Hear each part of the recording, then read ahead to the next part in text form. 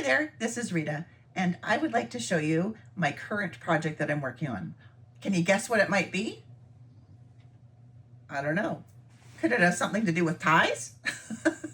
You're right, it has something to do with ties. I have got about 100 ties that I need to put in a quilt. And so today I thought I would just show you some of the stages of making this quilt. So stage one is coming up with a design. So I came up with this design here.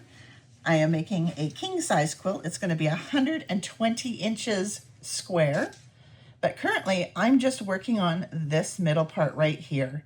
This is going to be the ties, and I want it to be more of a square pattern as opposed to a round circle kind of Dresden pattern. It's going to be like this. So what I did is I've taken my fabric and I have, this is folded in half obviously, but I have put it into quadrants of 4 horizontally and vertically. So this is how I'm going to lay my ties out on this centerpiece. From here all the way to the end here, it is 24 inches. And from here all the way to here, it's 17 inches. So it's going to be in between those two numbers along this line here. And I figured that I'm going to need about 32 ties, I believe, 32, 35 ties. These ties here, I've got well over 100 in total, but around my neck, I think it's about 65. So that's a lot of ties. The next step is taking apart the ties. And it seems a little tedious and daunting at first because you're like, I don't know how to do that. I'm not really sure. I'm going to tell you, it's actually really easy. It is. Ties are made pretty simple. So I'm going to show you how to do that. Just get these ties off here. Whew, that's a lot of ties. I have these two ties right here, these nice ties. And leave me a comment here if you have these ties. If you've seen any that you have, that would be interesting. So you just turn them over and you'll see that they have these little tags here. And we just need to take those out. Actually, I'm going to get my little handy dandy seam ripper here, and I'm just going to take these out. And this one, you can see that this one here is stitched in with a zigzag. Normally they're just tied with a couple of little slips of thread. So I'm just going to literally take my seam ripper and cut it like that, just because I don't want to do anything too much. This one here, as you can see, it has the little tiny stitches on here. And that's usually when I take my ripper and I just go like this. I just carefully take it out, take those stitches out.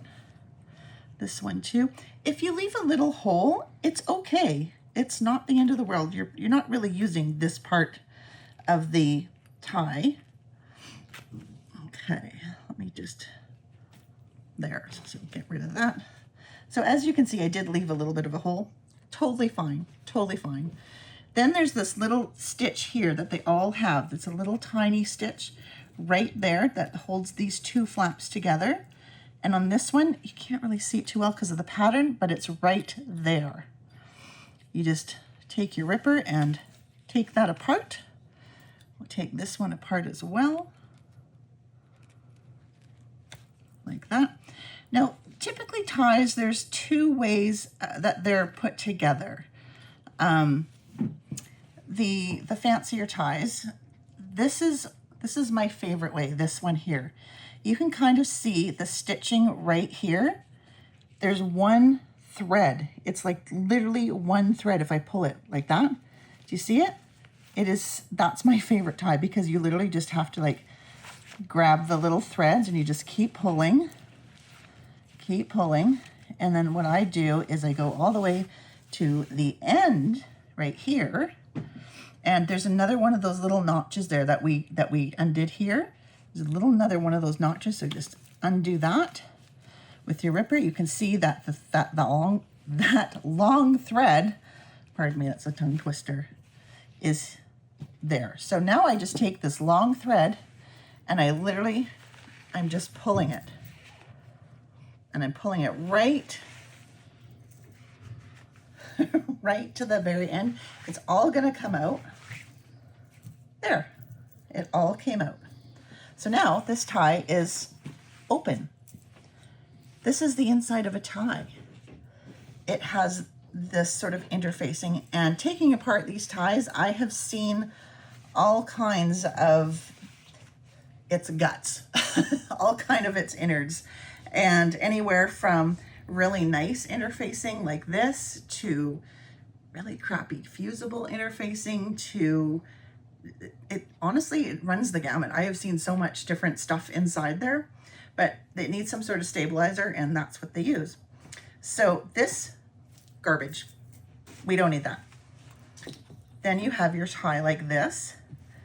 Oh, and I'm gonna actually just show you, there's another one, another way that this one here, this is one that I don't really like doing, but you know, you gotta get them open. So these tiny little stitches, can you see those little stitches right there?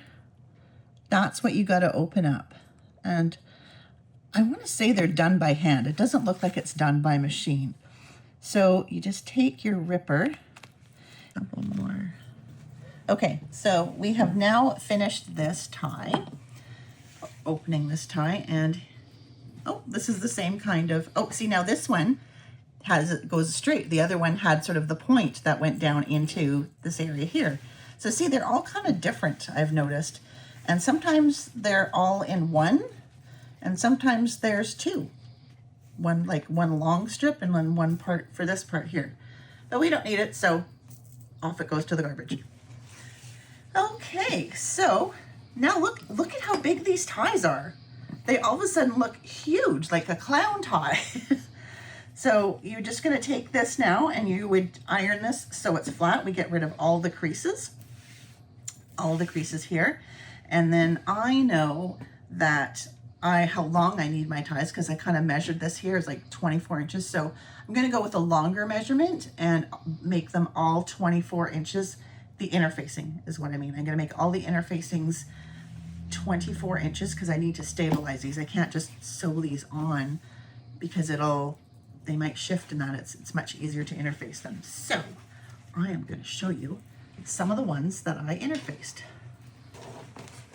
And here's the rest of the ties.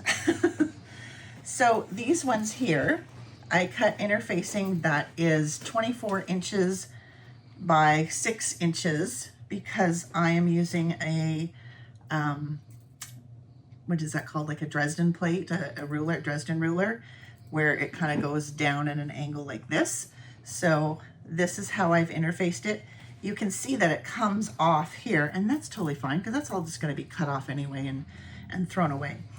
And eventually I am going to use the bottoms of these ties because my quilt, if you look here, I have ties that I want to come a little bit here and a little bit here, but I don't need this big, huge amount, like the big amount at the end of the regular part of the tie. I'm just going to use the back of the tie, so there's small points. So that's what I'm doing there, but I haven't interfaced those just yet. But yeah, just some lightweight interfacing, and you're good to go. So starting my tie project, follow along with me.